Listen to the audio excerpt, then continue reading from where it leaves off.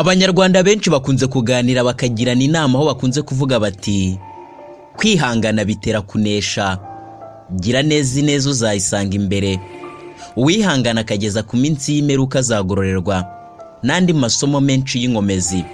Ibi kandi babivuga bafite n'ibihamya, kuko hari abo baba babikomoraho bihanganye bagahamya Imana kugeza mu gupfa kwabo. Abo ni nka Yobu dusanga muri Bibiliya, umugabo w'intangarugero, umugabo wabayeho afite ubutunzi bwinshi ariko akaza kurwara indwara ikamugeza kure, agahura n'ibigerageza akageragezwa bikomeye, ubutunzi yari afite bukamushiraho, ndetse n'umugore we akageraho amubwira ngo yihakane Imana ye. Yobu nawe ati ntabwo nshobora guhakana Imana yanjye, nzayihamya mu kugeza mu gupfa kwanjye. Yobu kandi abenshi bakunze gutebya bavuga ngo ntabwo yabayeho, ngo kuko nta muntu wakwihanganira ibigeragezo nka biriya. Ariko se wowe ihuye n'ikigeragezo ukitwaramo ute? Mbese Yobu umwigiraho ibiki? Nibyo ngiye kukuvira imuzi n'umuzingo, ariko sinabura kugushimira we wakoze subscribe kuri no channel yacu kandi yawe yitwa Shukuru TV Official. Ariko kandi mwiseguyeho kuko twari tumaze igihe kinini tutabonana, ntabwo naba nkosheje, nizinashidikanye ko kandi wambabariye, mwizeza ko kandi tuje noneho tugiye kuzajya tubana umunsi ku wundi nk'uko twari twaratangiye. Ibyegeranyo byiza nk'ibi, amateka y'abantu twakwigiraho byinshi dusanga muri Bibiliya n'ahandi, nzajya nyakwegeranyiriza. Ni nako kandi tuzajya tukubwira amateka y'amakorari menshi ukunda, abahanzi n'abandi bantu bose bafite aho bahuriye n'iyobokamana. Nibyo tuzajya twibandaho, niyo ntego yacu. Nge uzajya ubikwegeranyiriza kandi uzajya ubikugezaho. Nitwa Tuyisabe Nelson kandi nkuhaye ikaze aho tugiye kurebera hamwe ubuzima byinshi wamenya byaranze intwari Yobu. Mbere yuko nkubwira byinshi kuri Yobu, nkundira tubanze tubumbure Bibiliya zacu maze dusome n'ubundi muri Yobu igice cya mbere ku murongo waho wa mbere tugeze ku murongo wa 4, aho n'ubundi hatubwira amateka ye. Hari umutwe w'amagambo uvuga ngo uburyo Yobu yari akomeye, yari umukiranutsi. Umurongo wa mbere hakavuga ngo mu gihugu cya Usi hari umuntu witwaga Yobu, kandi uwo muntu yari umukiranutsi atunganye, wubahaga Imana akirinda ibibi. Kabiri, nuko abyara abahungu 7 n'abakobwa 3, bivuze ko yari afite abana 10.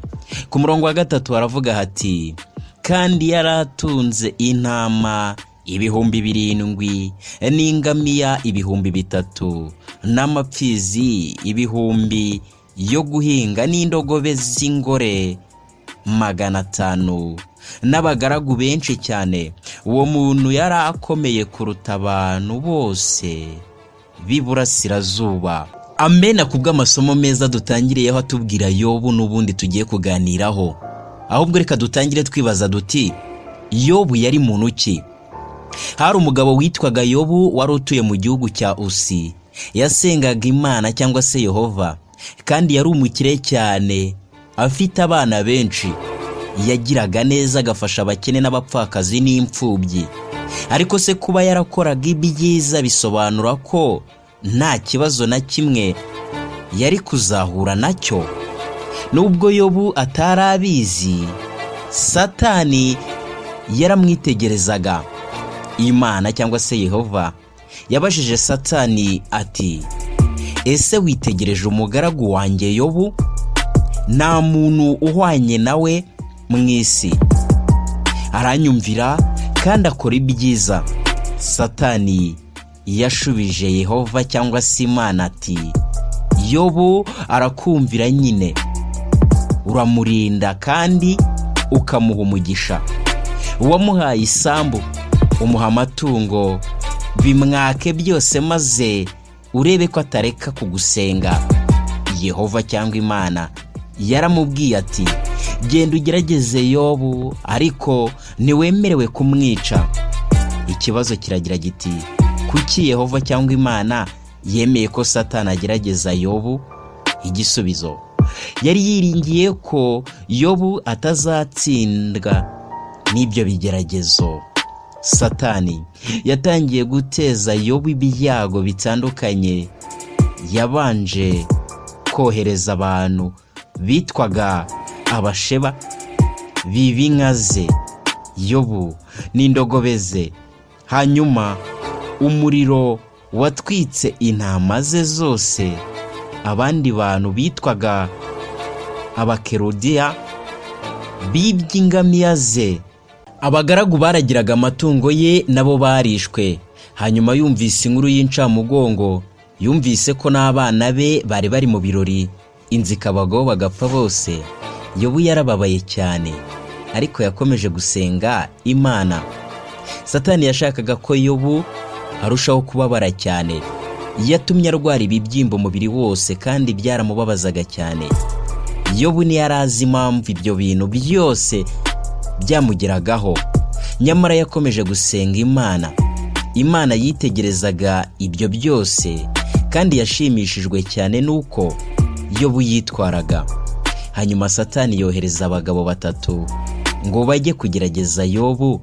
Baramubwiye bati, ugomba kuba warakoze ibyaha ukubahisha Imana irimo iraguhana.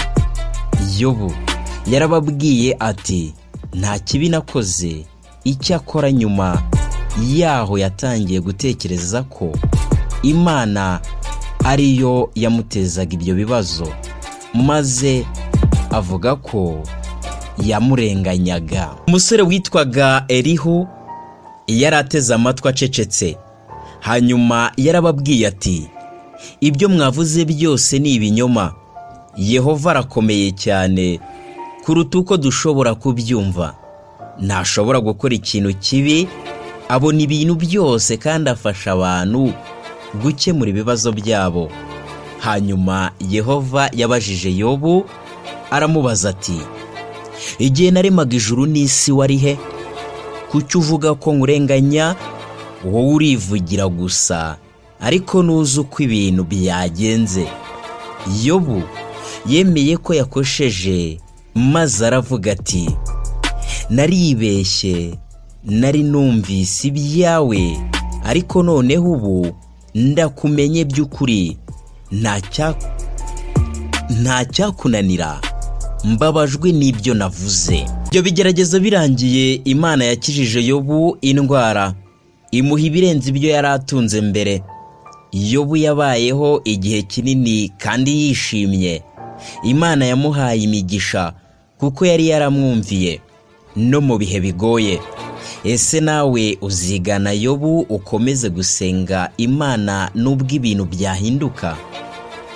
Mwumvise ibyo kwihangana kwa Yobu kandi mwabonye ibyo Imana yamukoreye. Hanyuma Yakobo ibice 5 ku murongo wa 11 ho, mwibuke yuko abihanganye tubita abanyehirwe. Mwumvise ibyo kwihangana kwa Yobu kandi muzi ibyo Umwami Imana aherutse kumugirira, kuko ifite imbabazi nyinshi n'impuhwe. Twanzura kuri byinshi twaguteguriye kandi twakugejejeho by'umugaragu w'Imana witwaga Yobu, twize tudashidikanya ko hari byinshi wamwigiyeho. Ibigeragezo byose uzajya ugiramo bikakurenga, uzajye wibaza uti, mbese muri ibi bigeragezo ndi kumwe n'Imana? Uzajya wumva kuri kumwe n'Imana. Twize tudashidikanya ko izajya ibigutambutsamo. We wishidikanya, Imana iriho kandi irakora.